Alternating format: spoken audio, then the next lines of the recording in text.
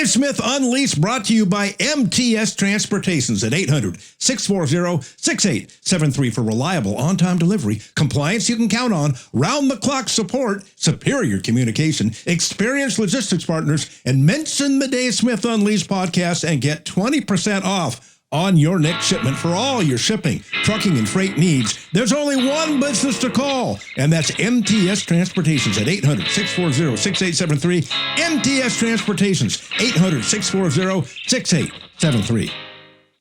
Welcome to another edition of Dave Smith Unleashed. And first, thanks to all of you for all the subscribers, everybody who's viewing, everybody who's liking, everybody who's commenting on the YouTube page. And now we're closing in on 2,500 subscribers, and we only been on the air here about a month on Dave Smith Unleashed. So thanks to all of you. And don't forget, this week, we're giving away tickets for the Rams-Cowboys game on August 9th at SoFi Stadium, 4 o'clock. And how about these seats, courtesy of our great sponsor, MTS Transportations. 4 seats right above the tunnel where the Rams come out and take the field. So this is going to be a lot of fun. Rams-Cowboys, August 9th, SoFi Stadium, right above the tunnel where the Rams come out. 4 tickets, and all you have to do is be a subscriber to Dave Smith Unleashed. If you subscribe, like, and comment on the YouTube page, well, I'm going to pick one winner from all the subscribers, and who knows, it could be you. We've already had 2 winners for a 4-pack of Dodgers tickets, 3 seats away from the field. Now we're giving away Ram tickets, and again, thanks to MTS Transportations, our great sponsor. You know what's become really popular here are my lists, and I always love putting lists together. I got my 10 greatest heavyweights coming up soon. I got my 10 greatest USC football players coming up, and I've done my Lakers lists and all that, but today I thought I would do the greatest Los Angeles Dodgers players, 1 through 10, and also another list of 10, the most important Dodgers of all time, and that includes Brooklyn and Los Angeles in the entire franchise history, and that's players and non-players. So I think this would be really interesting. The 10 greatest Dodgers players of all time, and I know there's going to be a lot of disagreements here, and did I leave anybody off? Probably. Did I slide anybody? Probably. Did I have some players too high and maybe some players too low? Probably. Well, that's where you come in to correct me. So, of course, subscribe, hit the comments page on YouTube, and tell me where I went wrong or tell me where I went right and where you agree with me. And you can always hit me up at Dave SportsGod on Twitter/X, at Dave SportsGod. All right, so without further ado, we will start from the bottom here. And it gives me a lot of pleasure here because this is kind of a forgotten player in the history of the Los Angeles Dodgers franchise. And had he not broken his leg during a game, and I believe it was in 1964, and he was never the same after that, the great Tommy Davis. And I know a lot of you are too young to remember him, but if you're a student of Dodgers history, you've read all about him. Back-to-back National League batting champion in 1962 and 1963. How about this year in 62 for Tommy Davis? 346 batting average, 230 hits, 27 home runs, National League batting champion, and how about this? This is an all-time franchise record for Brooklyn or Los Angeles, and to this day it still stands, 153 RBIs. How about 153 RBIs with only 27 home runs? No, that's production. That's clutch hitting. That's a guy who's coming through with runners in scoring position. So Tommy Davis at number 10, how about that? And he hit 400, by the way, in the 1963 World Series when the Dodgers swept the New York Yankees. And how sweet was that, if you're old enough to remember it? So Tommy Davis at number 10, 153 RBIs in 1960. And then he followed that up in 63 by hitting 326, winning a second straight National League batting championship. And he was on his way probably to a Hall of Fame career. And then I believe it was sliding into a base, if I'm not mistaken, broke his leg, and he was never the same after that. The Dodgers traded him away, and he had some good years with the New York Mets. And I remember he wound up with the Angels when I was a kid. But never the same after that shattered leg that he had. But 1962, 346, 27, and 153. To this day, the Dodgers record for RBIs in one season. Fantastic. All right, number 9. I remember him when I was a little kid, one of the most exciting players in baseball, Maury Wills with the Dodgers. 2,000 hits lifetime, 281 batting average, 586 stolen bases, and I believe that was the all-time record in baseball before Lou Brock broke his record and before Ricky Henderson broke Lou Brock's record. How about 1962? 299 batting average, 208 hits. But here's the big one. He broke Ty Cobb's all-time record, and he stole 104 bases in 1962. First guy ever to go over 100. 104 steals in 1962, and he stole 94 the next year in 1965. And he kind of revolutionized baseball. The stolen base was kind of a lost art form back when Maury Wills was playing with the Dodgers in the early 60s. So it was a kind of relic of times gone past. And not since Ty Cobb had anybody been breaking stolen base records. I think Cobb had 96 or 97 one year, which stood forever as the Major League record, till Maury got 104. 7-time All-Star, 3-time World Series champion, 1962 National League MVP, and how about that? The 6-time stolen base champion in the National League. How about he wins the MVP in 62 in the same year when Tommy Davis won the batting championship and drove in 153 runs? Well, what a potent combination. Maybe that's why Tommy drove in so many runs. Maury was always stealing bases, and he was always in scoring position that year. Look at Tommy Davis at 10, Maury Wills at number 9. At number 8, how about Mr. Consistency? Boy, do I remember him growing up. Steve Garvey.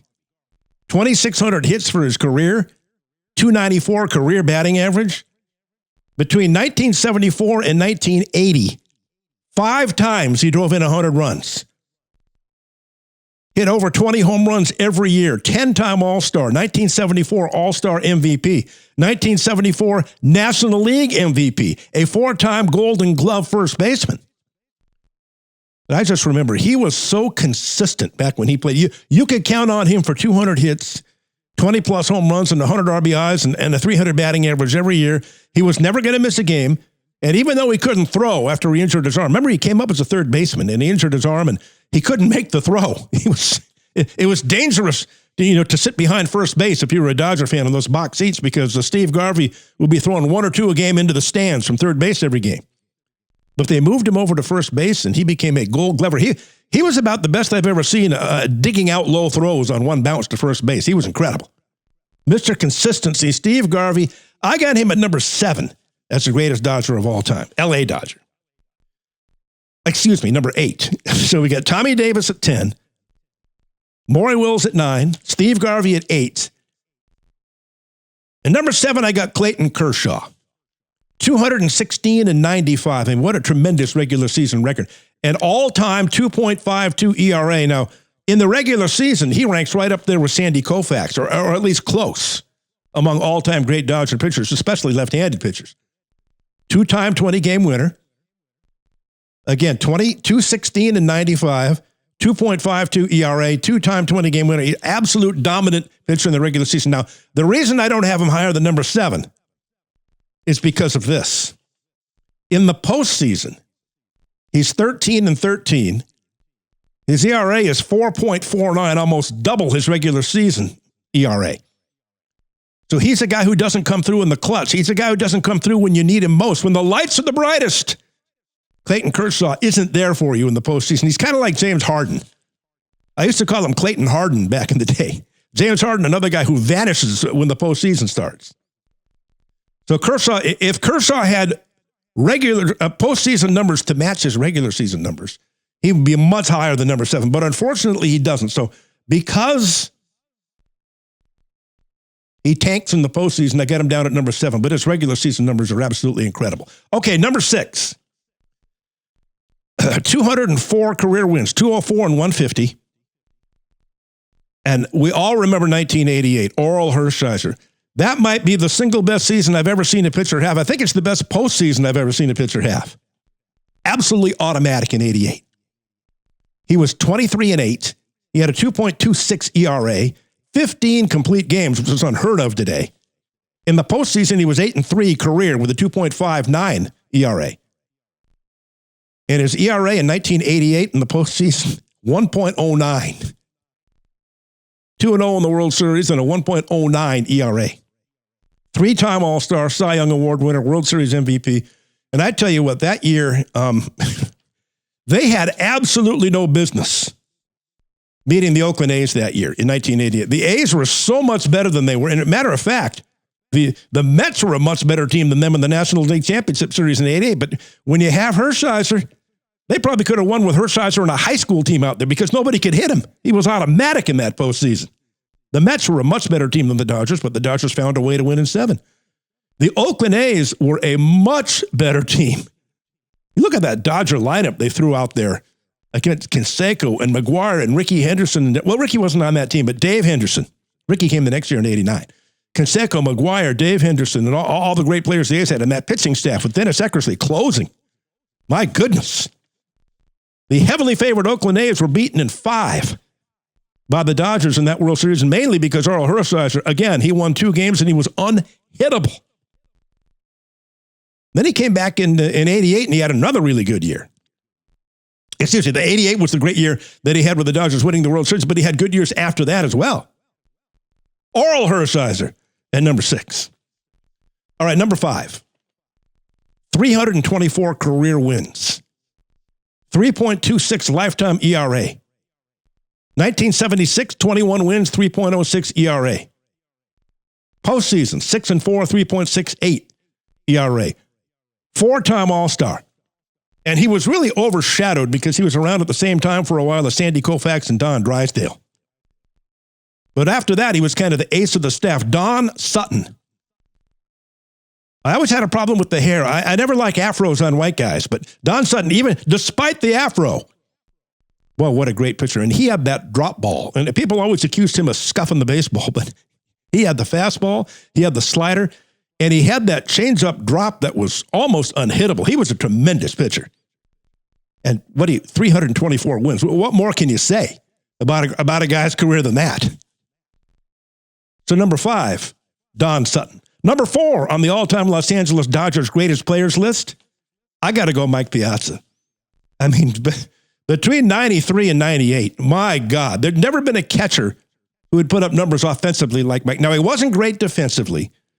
We all know he didn't have a good arm and he wasn't good throwing runners out trying to steal. That wasn't his strength. But listen to these numbers. He's a 308 career hitter with 427 home runs.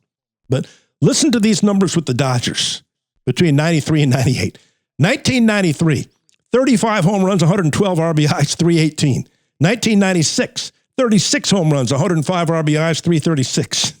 97, 40 home runs, 124 RBIs, 362. That to me is the best season ever offensively by a catcher in Major League history. And in 98, 32 home runs, 111 RBIs, and 328.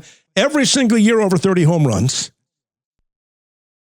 4 out of those 5 years over 100 RBIs, and he hit over 300 every time, with his lowest number being 318. Incredible for a catcher. And he just had sick opposite field power. We all remember that. I mean, my goodness. Mike Piazza at number 4. Number 3. I thought about putting him higher because of the impact he had, but this is just by, not impact, this is by performance on the field. Fernando Valenzuela at number 3, 173 and 153. Not a great record, wins and losses. 3.54, that's okay. 86, 21 and 11 with 20 complete games. Postseason 3-3, 1.98. 6-time All-Star, Rookie of the Year. So he came through in the postseason all the time. That was the greatest thing about him. But come on. Fernando Mania in 1981. It took over the entire city. Remember, at that time, the Mexican-American community was still boycotting the Dodgers over the fact that in the late 50s, early 60s, they stole the land to build their new stadium. It was called Palo Verde back then, which became Chavez Ravine. And they kicked Mexican-American families off their land, and most of them didn't get any money for it. Came in with bulldozers and drove them out and built the stadium there. And the Mexican-American community was so furious in Los Angeles, they boycotted the Dodgers and said they'd never go to another game until, who changed it all? It was Fernando Valenzuela. He changed everything. From that point forward, people started going to the Dodgers. Hispanic people started going to the Dodgers game and following the team. So because of Fernando Valenzuela, that changed everything in the Hispanic community in Los Angeles. And oh my God, what a pitcher he was. My God.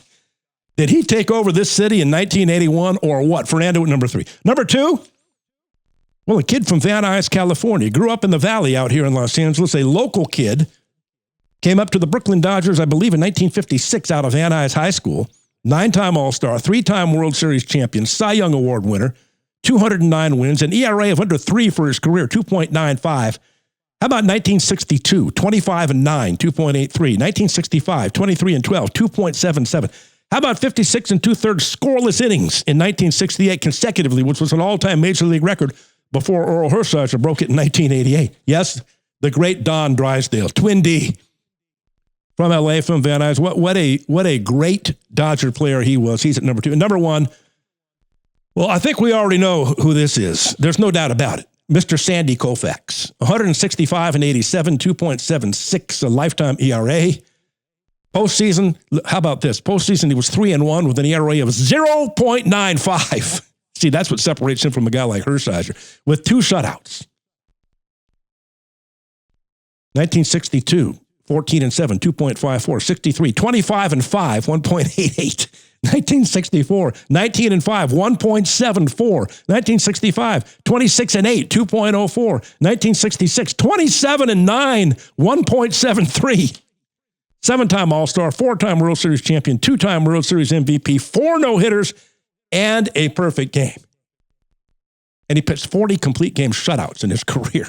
How about that, on top of everything else? So Sandy Koufax, I think, without question, is the number 1 Los Angeles Dodgers player of all time.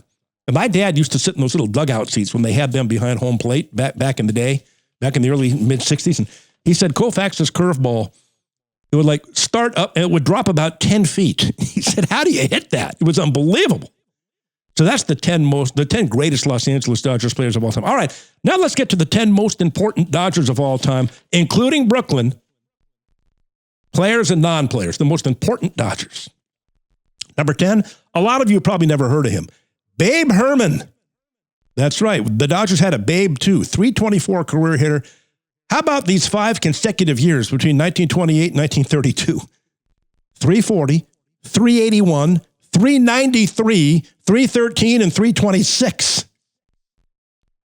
And his 241 hits in 1930, that's still a Dodgers franchise record, L.A. or Brooklyn. And the single greatest year, in my opinion, any Dodgers ever had, although you could say Shohei last year with the 50-50 could top it, but Bam Herman, 35 home runs, 130 RBIs, and a .393 batting average in 1930. And you say, well, where's Shohei? I never put active players on this list, and Shohei's only in his 2nd year, but certainly when he's all said and done, of course, he might be number 1 on the list by the time he's done. And Bam Herman was a real character from what I've read about him. He ran to the wrong base. He would pass runners on the base paths all the time. Balls would bounce off his head in the outfield. He was so bad defensively, they had to try and hide him in the outfield. And he evidently wasn't the brightest bulb in the patch. Like, he'd run to third base instead of first when he got a hit. He'd be passing runners all the time. They said one time the bases were loaded and he hit a triple, and he passed 2 guys on the base paths, the guy ahead of him and the guy 2 bases ahead of him. So they were both out. That was Babe Herman. What a character he was. Number 9. We talked about Don Drysdale being from LA. How about another native of Los Angeles who went on to great things with the Brooklyn Dodgers, Duke Snider. 5 straight years of 40 home runs. And he averaged 42 and 125 RBIs during those 5 years. And because Willie Mays and Mickey Mantle played in the same town in New York at the same time, Willie Mays with the New York Giants and Mickey Mantle with the New York Yankees, Duke with the Brooklyn Dodgers kind of got short shrift because not quite as good as those two, but in any other city, I mean, he's legendary, and he may be the best player in franchise history. But how about 5 straight years of 40 home runs, average 42 and 125 from Los Angeles? Number 8 on the most important Dodgers list, Brooklyn and L.A., Roy Campanella. You know, Jackie Robinson was the first black player in Major League Baseball history, followed very quickly by Roy Campanella, Don Newcomb, and others. Roy Campanella made his debut at the age of 26 because he was playing in the Negro Leagues before that. One of the great catchers of all time. How about these numbers? 1951, 33, 108, and 325. 1953, 41, 142, and 312. 1955, 32, 107, and 318. Those are Piazza-type numbers. And tragically, Roy Campanella was still a very good player, and when the Dodgers moved from Brooklyn to L.A. in 1958, he decided to move out to Los Angeles and resume his career, moved out to L.A., had a house, and tragically was in a car accident, you know, in the winter before his first year and became paralyzed. And I used to see him around Dodger Stadium when I was doing the pre- and post-game show there back in the day, and I'd see him in his wheelchair, and he was a great guy, friendly guy, and absolutely a great player. Roy Campanella at number 8. Number 7, well, I'm going Sandy Koufax, and for all the reasons we mentioned before, all the great years, and the greatest left-handed pitcher in the history of Major League Baseball, in my opinion. So without question, we've already gone over all the numbers. Sandy Koufax at number 7. Number 6, it's funny to have him ahead of Koufax because he wasn't anywhere near as good a pitcher as Sandy, but I'm going Fernando Valenzuela. Now, remember, this isn't the greatest players list. This is the most important list, more important to the franchise. And who was more important to Fernando Valenzuela to the Dodgers in the early 80s? When Mexican Americans and Hispanics were boycotting the stadium over the controversy of stealing people's land and throwing Mexican American families out of Chavez Ravine to build the Dodger Stadium without giving them any money. And that all changed when Fernando Mania happened in 81. He brought the Hispanic fans into Dodger Stadium. They started following the Dodgers again. They became fans because of Fernando. We can't ever minimize the importance of Fernando on the Dodgers back in the early 1980s. Number 5, this man might have had the foulest mouth of any human being I've ever known. When I was and I covered the Dodgers, and I was on the field every game after he'd retired as the manager. I was there in the late 90s and early 2000s. I went to Vero Beach one year and covered the Dodgers in spring training. Tommy Lasorda, every other word out of his mouth was the F word. I've never heard a guy who cursed as much as him. The foulest mouth of any human being I've ever known. Also, one of the nicest, most generous, most gracious people that I've ever met in my life. Always nice to me, always called me by my first name, always asked me how my family was, knew the name of my wife and kids, and knew everything about me. I got the great, and how important was Lasorda? What a character as the manager for the Dodgers with the 2 World Series championships. Well, what a tremendous character he was. And I remember one thing I'll never forget. I'm in spring training in Vero Beach. We're in the cafeteria there, all ordering our breakfast one day. And Lasorda's standing right next to me in line with his tray. And all the cafeteria workers back there, were probably about 15 of them, making the food. And he said, "Hey, how are you?" He called them all by their first names. How's the wife? He knew their name. How are your kids? He knew their names. He knew their name. He knew their wives' names. And he knew all their kids' names. And I said, boy, that is impressive. How does he know all their names and all their family members' names? I was mightily impressed by that. What a good guy Tommy Lasorda was. So he's at number 5. Number 4, now you'll argue he should be higher, and I'm not going to argue with you. Vin Scully, the voice of the Dodgers, Brooklyn and L.A. from 1950 till, what was it, about 10 years ago he retired, I think, if I'm not mistaken. He was over 60 years. I think it was in the early 2010s. Unbelievable. The voice of the Dodgers. Everybody in the ballpark would have a transistor radio up to their ear while Vin was announcing the game. You just can't imagine the Dodgers without him. He's the greatest baseball announcer I've ever heard, and he was the Dodgers. You can make a good case for him at number 1, but I'm going to put Vin Scully at number 4. Number 3, well, who moved the Dodgers out here? Without Walter O'Malley, there is no Los Angeles Dodgers. And he talked Horace Stoneham, the owner of the New York Giants, into moving to San Francisco, so he didn't want to be the only one out here on the West Coast. So he talked the Giants into coming with him. They went to San Francisco. He went to L.A. He wanted to have a rivalry. He wanted to have the Giants out here in California. But there's no Los Angeles Dodgers without Walter O'Malley. He's the one who made the decision. Now, he was planning on staying in Brooklyn, and what he wanted to do, he wanted to put a box on top of everybody's television sets, and you had to put in a silver dollar to watch the home games. He wanted to pioneer the pay-per-view. And then the train station in Brooklyn, he wanted to build a new ballpark, and he wanted the city to pay for it, and they weren't going to do it, and they were at an impasse, so he said, all right, the hell with you. I'm going to move to Los Angeles, and of course, turned out to be the right move financially for the Dodgers and for Walter O'Malley. So there's no Los Angeles Dodgers without him. Number 2, Branch Rickey. Broke the color line. He brought in Jackie Robinson, didn't he? That took a lot of courage. He signed Jackie Robinson, sent him down to Montreal to play in the minor leagues, and he was so good there, they brought him up to the big club, and he was the first black player in the history of Major League Baseball, and not only the first black player, he was Rookie of the Year in 1947, his first year. It turned out to be a tremendous call, a gutsy move, and the right call by Branch Rickey, the general manager of the Dodgers. And number 1 of all time, the most important Dodger, maybe the greatest Dodgers player of all time, and he's on my all-time team as my second baseman, has to be Jackie Robinson. Again, another one from L.A. He's from Pasadena. He might be the greatest athlete in the history of this country. From people who knew him back in the day, they tell me, people who played with him, I've read quotes, they said baseball was his fourth best sport. They said basketball was his best sport.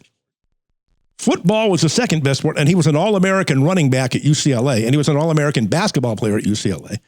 Track and field was his third best sport, and he was a tremendous track and field athlete.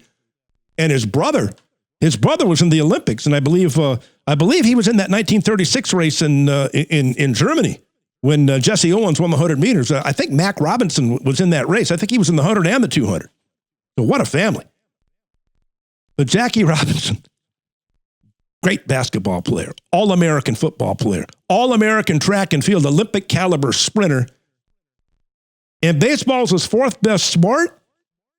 And he's a Hall of Famer. He's one of the great players of all time, and it was his fourth best sport. That's what a great athlete he was. So Jackie Robinson, without question, is number one most important Dodger of all time. All right, before we go here, let's go over the list again. The best LA Dodger players of all time, if I can spit it out and say it in English, the best Dodgers players of all time from Los Angeles. 1 through 10, Sandy Koufax, Don Drysdale, Fernando Valenzuela, Mike Piazza, Don Sutton, Oral Hershiser, Clayton Kershaw, Steve Garvey, Maury Wills, Tommy Davis. The most important Dodgers players and non-players from Brooklyn and L.A. Jackie Robinson, Branch Rickey, Walter O'Malley, Vince Scully, Tommy Lasorda, Fernando Valenzuela, Sandy Koufax, Roy Campanella, Duke Snider, and the legend himself, the wacky one, Babe Herman. Look him up and read some stories about him if you want to get some laughs. Babe Herman, number 10 on the all-time most important Dodgers, L.A. and Brooklyn list. Okay, that's it for me. We're done here on the latest episode of Dave Smith Unleashed. If you want to find out when I'm on the air, if you want to find out when the next show is, if you want to know who the guest is going to be, follow me on Twitter. Go to @DaveSportsGod. And, of course, make sure you subscribe, make sure you like, and make sure you comment on the YouTube page. And we'll talk to you next time right here on Dave Smith Unleashed.